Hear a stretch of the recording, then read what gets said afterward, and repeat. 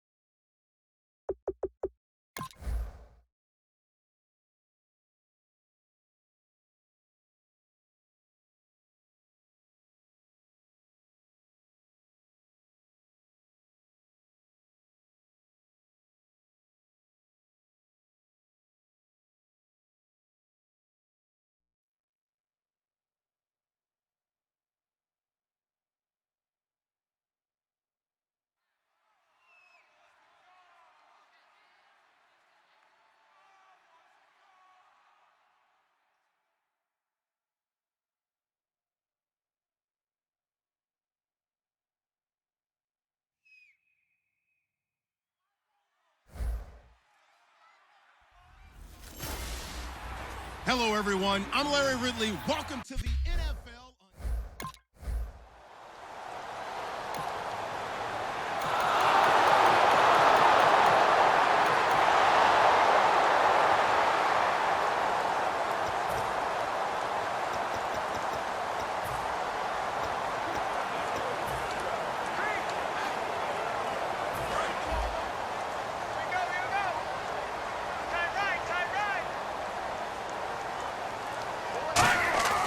They'll try and start this drive in the air.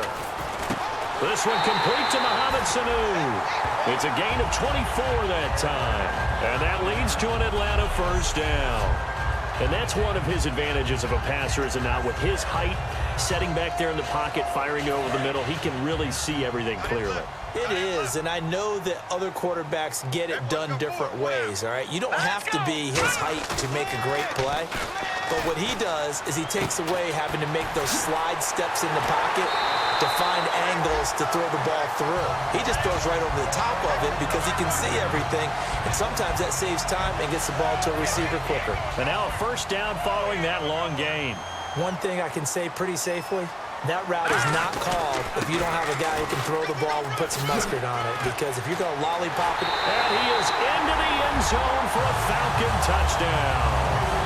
Devontae Freeman, 20.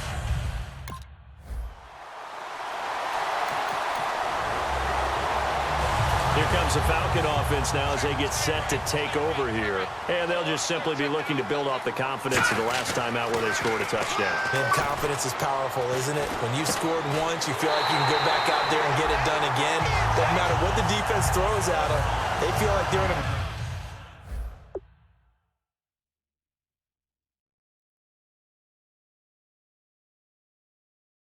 groove right now, and they want to get out there and show it. Yeah, hoping to stay in that groove here this go-around. A nice job there, Charles. They picked up the blitz, were able to complete the pass. That had the total feel of a quarterback in control. Red blitz, got him into the right protection scheme, so he doesn't get hit back there. He's got a chance to step up with supreme confidence. And this is caught for a Falcon touchdown. Jacob Tam.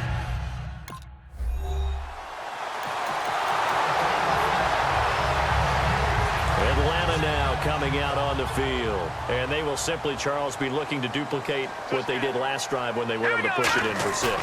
And they hope it'll be that easy, right? To be able to take exactly what happened before, replicate it. They may have to make a few additional changes along the way because I'm sure the defense will make some adjustments, but they've got to have great confidence having scored the last time out.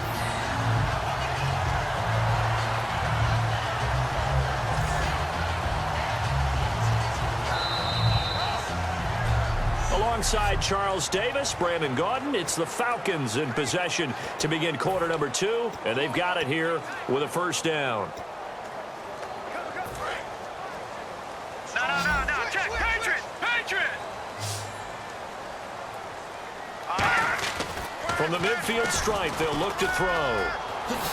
And he had a nifty little deke juke move, but he stopped shortly thereafter. It's a gain of 5 on the play, and that'll bring up second down.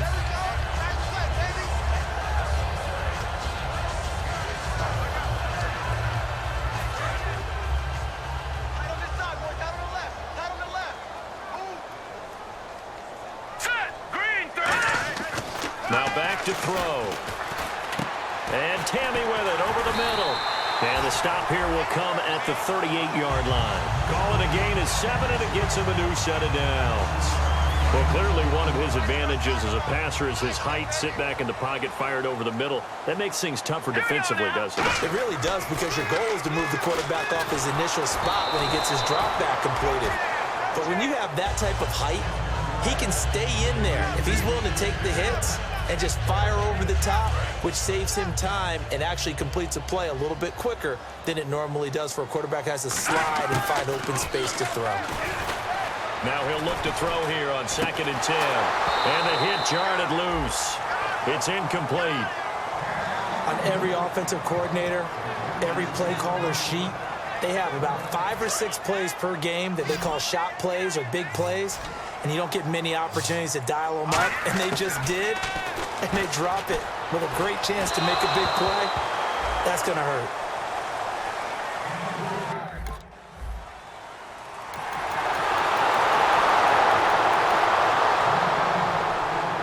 Atlanta now coming out on the field. And fortunate to get points on the board last time. They had to hit a really long field goal to do so.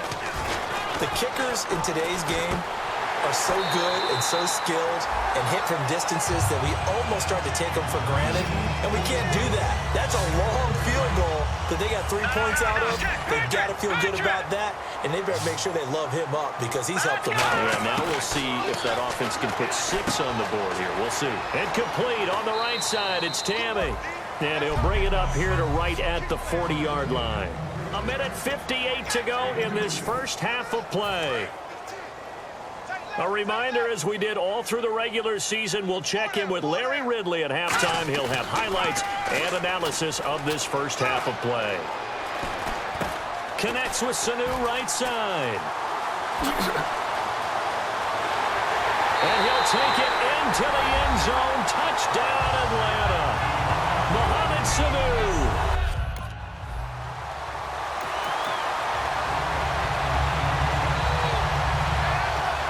Now the Falcons offense, they get ready to head back out here. And they were able to punch it in the end zone last time. They'll be looking to do that again here for the defense.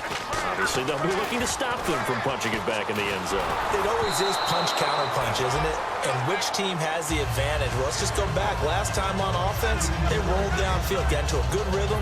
You can see a little more bounce in and out of the huddle. You can see the sideline really get into the game. So defensively, you're thinking to yourself, how do we take that away from them? How do we get the advantage back? Let's see what they come up with. I think pressure is always the first way to go. You love pressure. I love it. We'll see if they dial it up this drive. So much of his game is focus and concentration. And whenever I see guys running the in route, I know that in the back of their mind, they're always wondering who's lurking inside that might put a big hit on them as they try and catch the ball. Back to throw. This is brought in by Hardy. And he is into the end zone for a Falcon touchdown. Justin Hardy from 21 yards.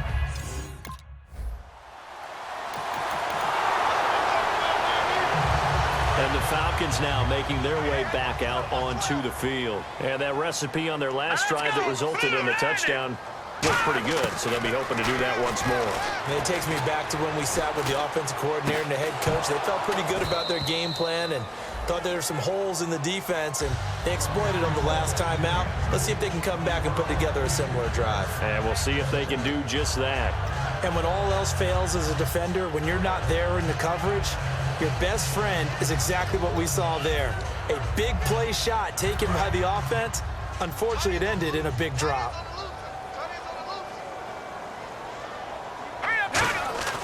And 2nd and 10, he'll look to throw again. And this time he's got the hook up. It's complete. That one good for 16, and the drive will continue. So in the second quarter, he's already up over 100 yards receiving now. And isn't 100 the magic number for a really good game for a receiver? So he got a chance to really shatter that and have a profound effect on this game. They'll set up to throw. And nearly picked off. Surprising to see a defender of his caliber let it get away, but it does get away, and it's 2nd down. Looks like the defense in press coverage here. On 2nd down, Freeman. And he'll be brought down at about the 42. It's a gain of about 3, but it's going to leave him with 3rd and still 7 yards to go. Partner, we know today's NFL is really built around the guy throwing the football. But these short runs, they still pay dividends because they can take their toll on a defense, and they can add up as the game goes along. You control the clock, you control the ball, and that way you often control the game. He's going to look deep down the field. That's caught inside the 20. So we've come upon halftime here in this NFC Divisional Round matchup, as we'll send you down to Orlando, where Larry Ridley has our EA Sports Halftime Report. Larry? Thanks, Brandon, and welcome. Yeah.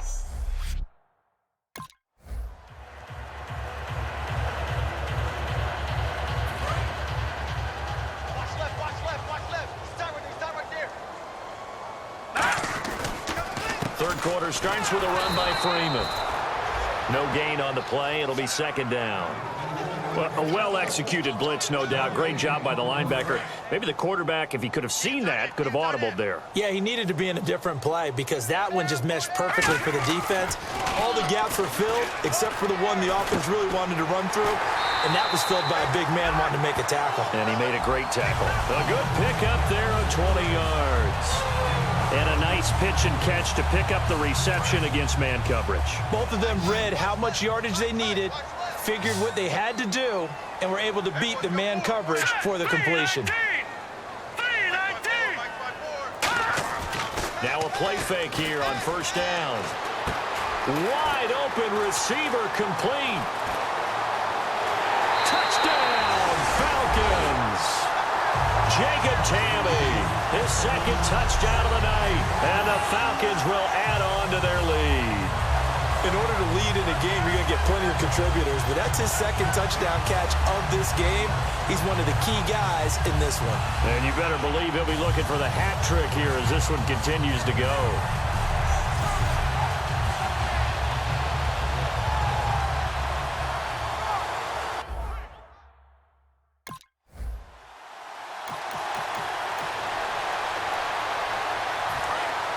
And on the outside, they're playing press coverage. They come up in an offset eye. They'll come out throwing here on 1st down. And his throw is incomplete. He was looking for Mohamed Sanu there. And that'll bring up 2nd down. So the numbers have been good in the passing game, and certainly a big reason why they have the lead. But now here, 3rd quarter, maybe go to the run game a little more? Yeah, perhaps. I mean, after that incompletion, a little credit to the defense for shutting them down on that play. Maybe you try and run the football a little bit more in this spot. But they have to feel good about taking it right down Broadway. Touchdown, Falcons. Justin Hardy with him.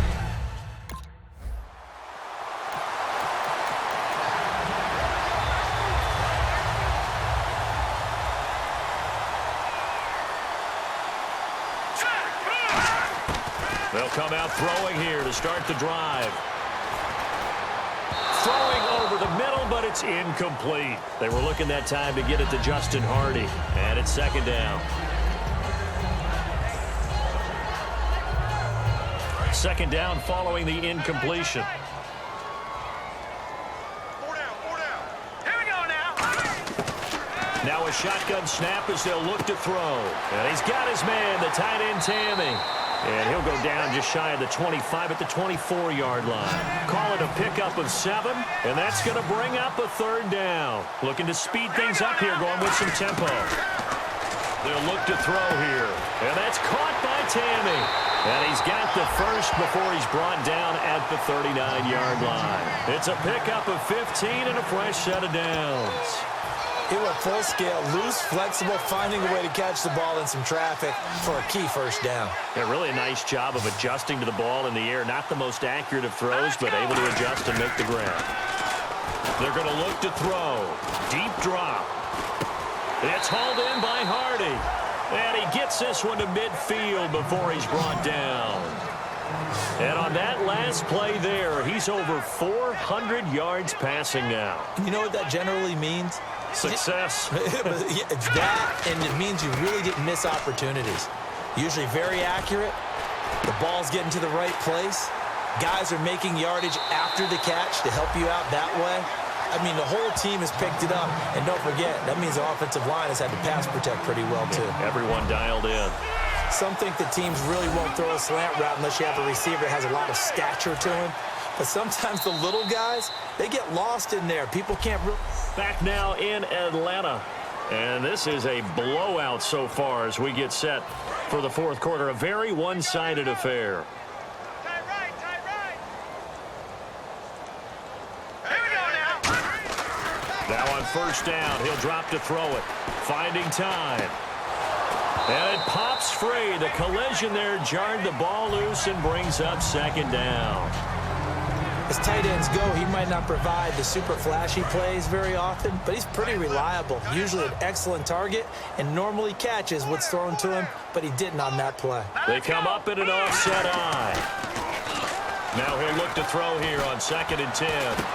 And incomplete there. A nice hit. Jars the ball free and brings up third down. It looked like they had something there, but I think that he was thinking about running with the football before he actually hauled it in, and that led to a big drop. And the Vikings with an extra defender in the secondary on third. Playing coverage here. Surveying the field. And incomplete here on third down.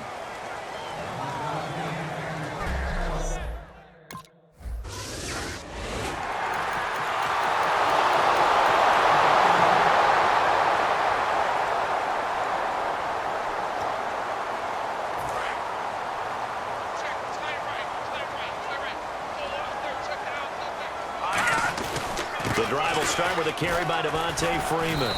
And he'll wind up with about 6, up past the 30 to the 31. First play of the drive, let's give credit all around. Excellent blocking, but the guy carrying the ball, he was the finisher. A really nice run. Hey, we got tight left. Watch tight end. Key him. Key the tight end. All right, here we go. They'll set up a throw. He's going to go for a big play downfield. Well, this is taken in. It's complete. And he's taken down, but not before getting this across midfield and just shy of the 40. So after that big gain, let's see what else the offense has up its sleeve. Here we go. 3-19. They'll look to throw now on first down. And a scary incompletion, almost picked off. It would have been their first INT of the game. Instead, second down.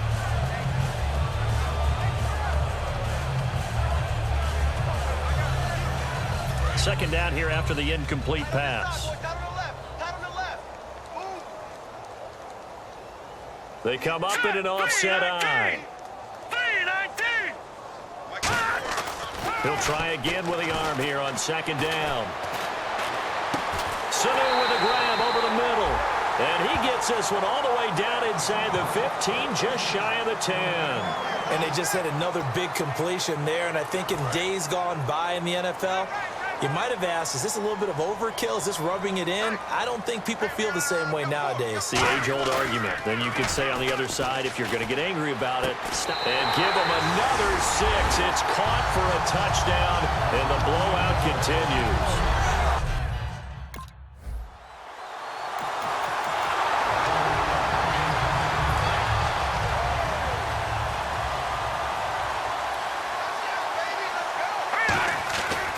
Looks like he'll throw here. Caught by Sanu. And they're able to get this one down to the 25. A very solid gain of 27. Well, go ahead and throw the ball, man. You got the big lead. You got the clock on your side. Obviously, they don't care much about the feelings of the other team, do they? Well, I was going to say, you better run to the locker room pretty quick after this one. Well, right now, maybe. They're just looking at it from the fantasy perspective. More points for everyone if they win big. Give him 10 yards on the pickup, and that'll bring up a second and just about a few inches here. Seeing that play and understanding just how tough it is to cover tight ends, especially the ones running around the NFL nowadays, makes me glad I didn't make it in that league. I would have had a really difficult time. But now you get to sit up here with me. Yeah, and that's fun, isn't it? And what a really nice game right there on first down for them. Brings up a nice second down for them. And they pick up a first down, and that came out of the fullback position. But as you and I both know, that doesn't necessarily mean it's a fullback playing in that spot. Well, times have changed, right? The old school fullback doesn't really exist anymore. We're not getting that same player out of college with all the spread offenses, not very many pro style where you actually have a true fullback. We're having to make do in the NFL and put guys in that spot who emulate it but aren't necessarily that position.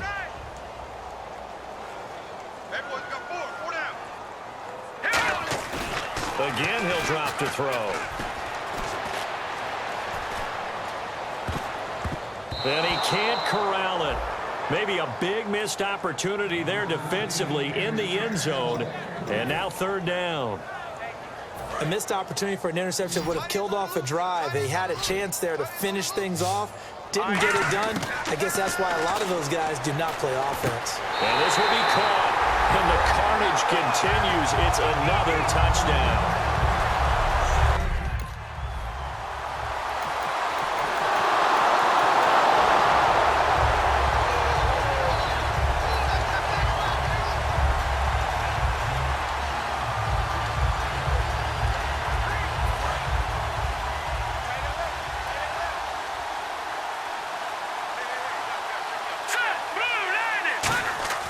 They'll come out throwing here to start the drive. Backing up. He can't bring him down. Pressure coming from the Vikings, and they get there and bring him down.